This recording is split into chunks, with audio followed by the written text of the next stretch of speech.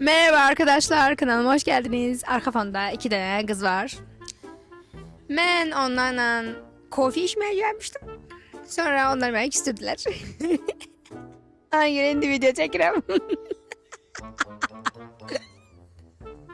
Biri terbiyesiz de telefona bakır. Neyse, hadi başlayalım. Voila. Geçen bir küləkli Bakı günündən salamlar. İndi yaydı. Videonu siz nə vaxt izləyirsiniz biz onu bilmirik. Burada iki tane qəşəng qız var. İndi mənim ağlıma nəsə əsəcək danışacağım. O qızım nəsə soruşacaq danışacağım. Bilmirəm. Siz nəsə soruşasınız? Verim mikrofon sənə. Ay xala mikrofon qoy yerə. Soru soracağım böyle ağzından tutup. Tamam hocam ama ağlıma şu anda Orada değil de biz var kalmış. biraz yukarı indi. Okey. Arkadaşlar gelin bugün sağlam münasebətlər haqqında danışaq. Çünkü Yaralı ceylanlar mən uyğun mövzu oldu. kural 1. Öncelikle sosyal medyada dolaşan özünü sev söhbətlərini başın bırakın. Niye? Çünkü özünü sevməyi qəlibləşdirəndə və özünüzü inandıranda ki, filan şeyləri eləyəndə özünüzü sevmiş olursunuz, bu özünü sevməməyin başqa bir səviyyəsi olur. Yes. Gerçek özünü sevmək özünü olduğu kimi qəbul etməklə başlayır. Yəni nəsənsə o olaraq bombasan, möhtəşəmsən, müksən. Burada mən iki dənə göz baxdığı üçün molekulyar səviyyədə şey oluram. Dedikləri. Ona görə indi mikrofon verirəm onlara. Bu ən birinci belə qəşəng estetikinin giriş söhbəti idi. İndi onlar mənə qərib-qərib suallar verəcəklər, mən də cavab verəcəm.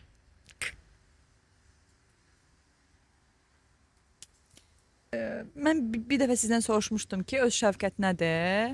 Mən öz şəfqəti yanlış anlamışdım. Bizcə özünü sevmək. Mən düşünürdüm ki, öz şəfqət özündən belə yumşaq danışmaq, əzizləmək, nə bilim başqa bir şey. Siz onda demişdiniz ki, əslində məsələn səhər duranda gününə necə başlayırsan və yaxud da axşam yatanda necə başlayırsan?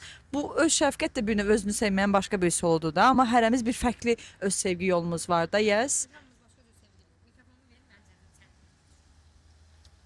Salam. Hamımız başqa cür deneyimləyirik sevgini. Məsələn, bəsit nümunə verim də. Əgər biz şəfqəti təkcə sığallamaq başa düşsək, onda sizi ən sevməyən adam mənəm. Çünki çox retki sığallayıram. Əgər məsələn öz şəfqəti hər istədiyi ilə razılaşmaq və təsdiq eləmək deyilsə, onda mən dünyanın xəstə adamı olaram. Çünki mənim başım çox gic-gic şeylər yemək istəyir. Sürekli onu dinləyə bilmərəm. Ona qarşı şəfqətli olmaq onun hər istədiyini eləmək deyil. Ona qarşı şəfqətli olmaq onu disiplinlə sər-sər qaldırıb bəzən indi ona aparmaqdır. Bəzən o aparatın üstündən çıxardıb orada qaçırtmaqdır həqiqi şəfqət. Anlıq sevgilər mümkündür. Məsələn, hamının gənclik dönəmlərinə baxsaq, xüsusən hormonların kəlləyə vurduğu yaşlardakı münasibətlərimiz, istər dostluq, istər sevgili, istər iki qız, istər bir qız bir oğlan münasibətlərinə baxın, hamısı necə idi? Anlıq tətmin, dopamin, indi zövq alaq, indi dərsdən qaçaq, indi gedək filan şey yeyək. Uzun müddətli düşünmürdük. İndinin kayfını almağa çalışırdıq, indi həzz almağın peşində idik. Amma daha həqiqi sevgidə, şəfqətdə daha uzun müddətli və yaşamsaldır bağlantı. Bu gününü yox, ömrünü kurtarmağa çalışır. Yəni atıram da başına bir olay gəlir və sən gəlirsən onu qurban rolundan çıxış edərək mənə anlatırsan. Əgər mən sənin bu gününü qurtarmaq istəsəm, oturacam dizmə döyəcəm, deyəcəm ki, ah vah, niyə belə olub, can, yazıq filan. Amma mən sənə deyirəm ki, özünü səhliyə qoyma. Bunu sən eləmisən özünə. Get qoy ağrını biraz artsan 2-3 gün. Amma sonra altından qalx. Amma qalxmasan illərə ala bilər. Yəni mən min illərdir xəyanətə uğrayan və bunun nəticəsində özünə mən heç nə eləmirəm, amma mən ərimi həmişə bağışlayıram, amma həmişə gəzir deyən qadınlar eşitmişəm, görmüşəm. Yəni sən bunu qəbul eləmirsən orada oturmusansa. Oturmusansa niyə danışırsan? Danışırsansa niyə oturursan? Bunu da işləndə mənə zəhləs gedir. Mənlə niyə zəhlə gedir? Xəyanət eləyən ərindir. Oturan sənsən. Gəzdiyi başqasıdır, mənlə zəhlə gedir. İşlər var. Evet. Sualım var. Vereyim mikrofon sənə.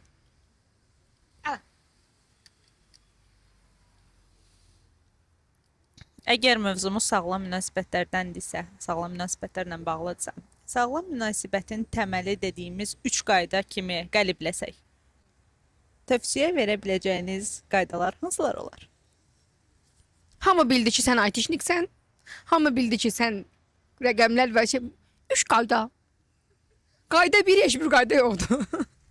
Yaxşı. Təməl olaraq baxsaq, ən birinci təməl odur ki, sağlam münasibət iki sağlam insan arasında olur.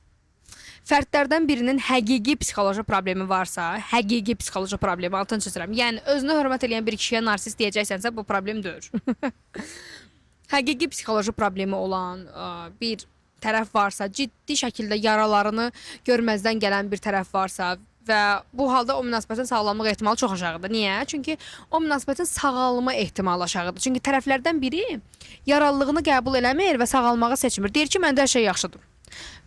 Belə insanlar ətrafınızda var da, mən də fərdi görüşlərimdə çox müşahidə edirəm. Deyir ki, yoldaşım dedi ki, mənim heç nəyim yoxdur, sən get.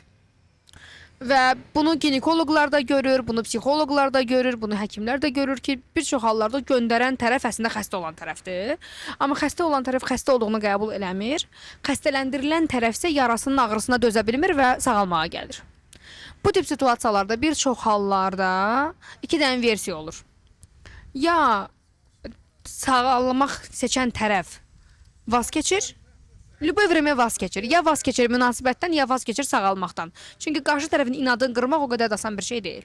Və mövcud vəziyyətdə onsuz da pazarlama sektoru koçluğa belə bir don geyindirib də sən dəyişəcəksən, dünyanı dəyişəcək, onun içində ərin də dəyişəcək. Davayçı gəl koçluq seansına. Yox, bu niyyətlə koçluq seansına getmək olmaz. Ümumiyyətlə bu niyyətlə yola çıxmaq olmaz ki, mən gedim sağalım, ərim düzəlsin. Of course ola bilər ki, sənin xətalı davranışların var və bunlar dəyişəndə təbii ki, qarşı tərəfə çox ciddi təsir eləyəcək. Amma niyyətin onun hansısa bir faktiki dəyərinin dəyişdirilməsi də bu absurddur. Birinci bu sağlam söhbət, ikinci dəyərlərin uyumudur. Ortaq dəyərlər. İndi buna nümunə verəcəm, ikisini birləşdirib. Adamın min illərdir oturmuş dindarlıq dəyəri var.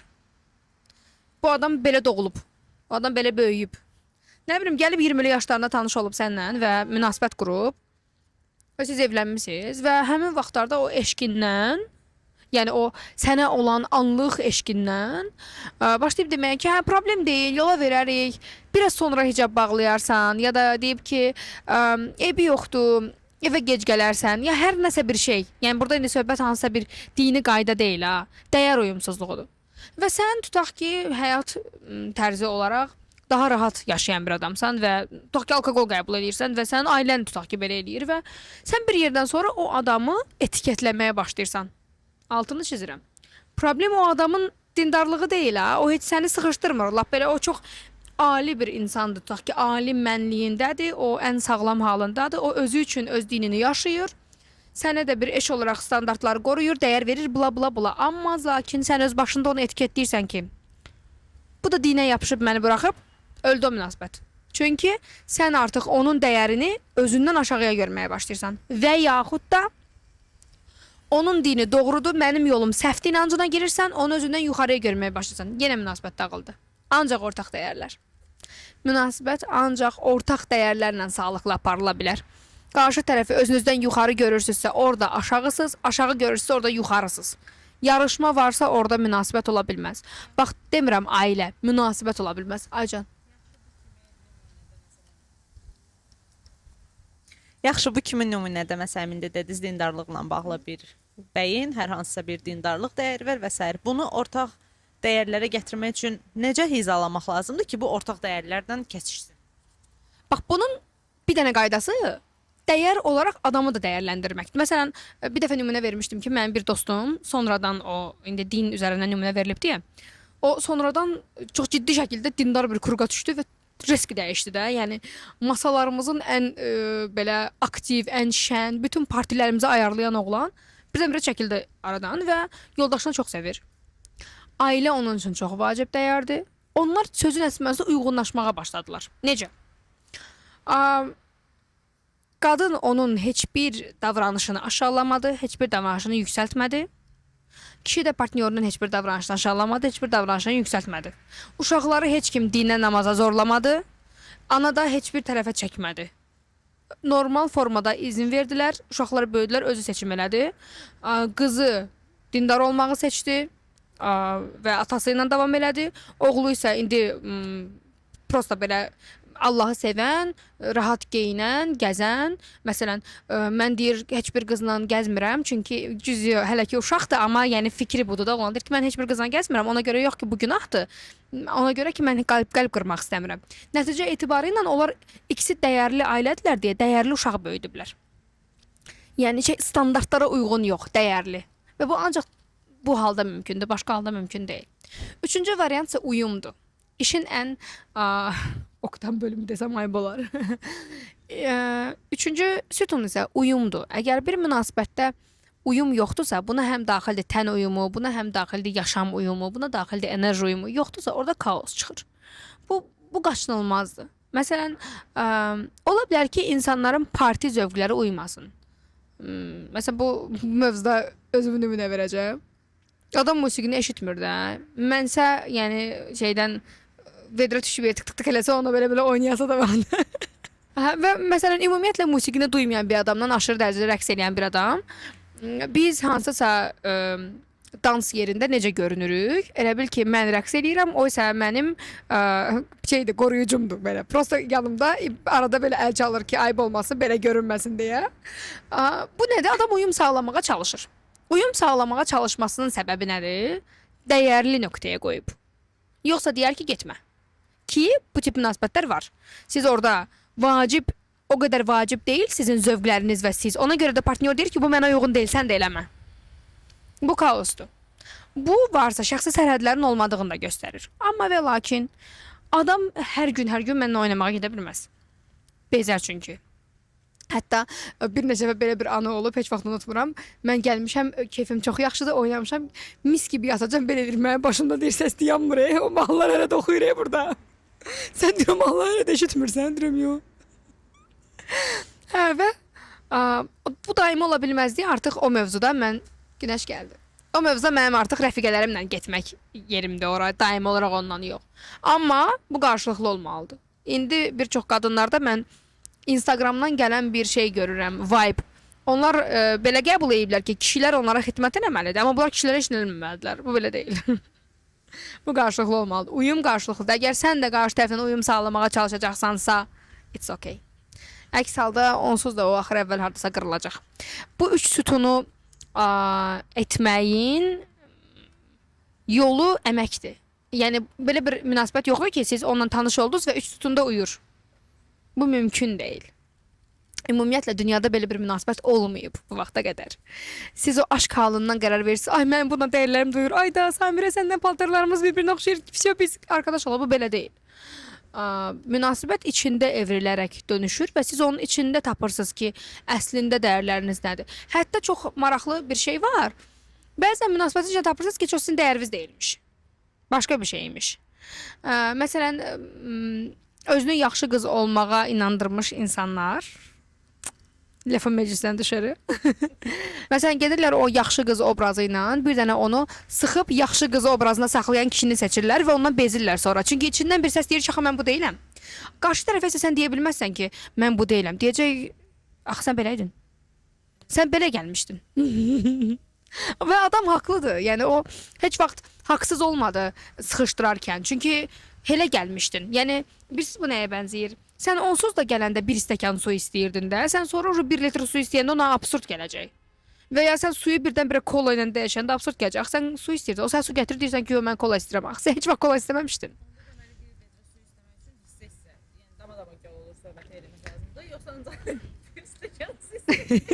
Çox qəşəngdir sual və güldülər arxada. Qəşəng anıydı. Mikrofonu uzatmağı unutdum. Gözlə verirəm bir dənə. Yəni demək istəyirəm ki, deyir sən bir stəkan su ilə gəlmişdin, birdən başladın bir vedrə su istəməyə və yaxud da su ilə gəlmişdin, indi kola istəyirsən. Bəs yaxşı, bir stəkan su ilə gəlmisən, amma bunu bir vedrə suya qaldırmaq üçün hissə-hissə, yəni dama-dama göl olar söhbət edib qaldırmaq lazımdır da belə çıxır. Yoxsa birdən durduğun yerdə bir stəkanla gəlib heç nə əmək sərf eləməyib ya da inşa eləməyib, birdən 1 litr su istəyib, o mənə heç nə eləmədi deyib triplənmək də doğru deyil də belə çıxır. Ümumiyyətlə, söhbəti su ilə əlaqəsi yoxdur. Ümumiyyətlə bir stəkanla başladığınız və bunu normallaşdığınız adama birdən-birə vedrə deyəndə o absurddur, mümkün deyil. Onda olsa belə, məsələn o azadlıq, o sevgi, o ehtiras, o pul onda olsa belə verə bilməz. Çünki insanın instinktiv olaraq qorunma sistemi var və biz ondan birdən-birə dartmağa çalışanda o qapanır. Onu verə bilməz. O birdən-birə sənə azadlığı verə bilməz, ona ürküdücü gələcək.